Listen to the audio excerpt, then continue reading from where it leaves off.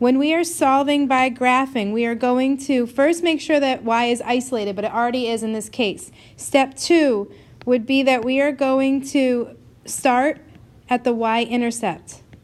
So I have two equations here, so I'm going to pick which one to start with. I'm going to use the top one. I'm going to start at -3.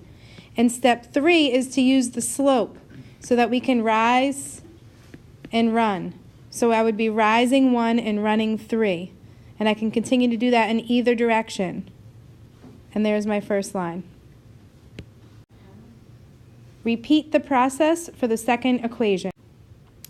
So now that I've graphed both lines, I can actually see where they are intersecting, and my answer is going to be an ordered pair. So they're intersecting at 3 on the x and -2 on the y.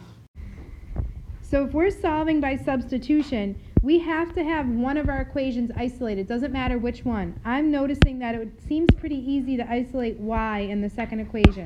So I'm going to add x to both sides. And my new equation for the second equation is x plus 3.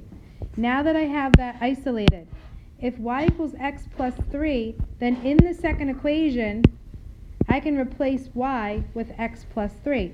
So I'm going to rewrite the second equation.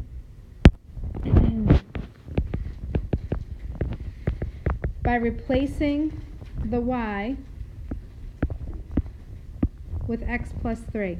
And from there we solve. So distribute -3x plus 3x plus 9 equals 4. So I can now combine like terms, but I'm noticing that the x's actually eliminate here, and I end up with 9 equals 4. Well, that's not true, so this equation has no solution. I cannot continue on. If you isolated both of these, you would see that they're the same slope. And remember, we talked in class, if they're the same slope, they'll never intersect. If they're parallel, they'll never intersect, and so it's no solution. When solving by elimination, you don't have to isolate. We have both equations in standard form, but I'm looking for opposites so I can cancel. I'm trying to eliminate or cancel the x's in this case because they're almost opposites. So I want to change the sign. I'm multiplying the whole bottom equation by -1 so I can change these signs. And now I'm able to add and eliminate. So the x's are eliminated, and I get 3y equals -6. Divide both sides by 3, and y equals -2. From there, I would plug that back into an original equation. So I'm putting back the -6x for a second so that I can plug in my -2 for y. And so I end up with -6x minus 12 equals 6. Add 12 to both sides. -6x equals 18. Divide by -6 on both sides, and x equals -3. Whoa.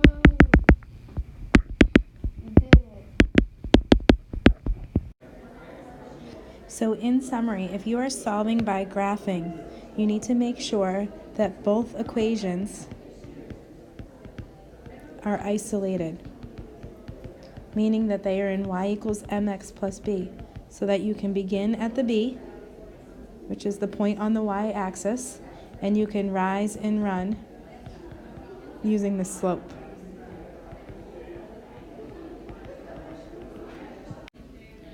In order to solve by substitution, you are going to need one equation isolated.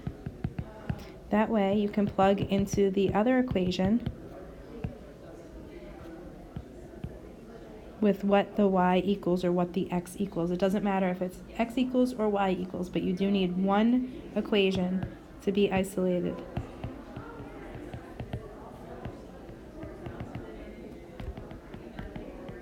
In order to solve by elimination.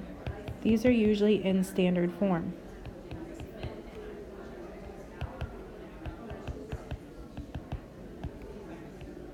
You need, since elimination is an addition problem, you need one of the equations to be multiplied by a negative or to be opposite signs, if it already is set up that way. In this case, it needs to be multiplied by a negative in order to eliminate one of the variables.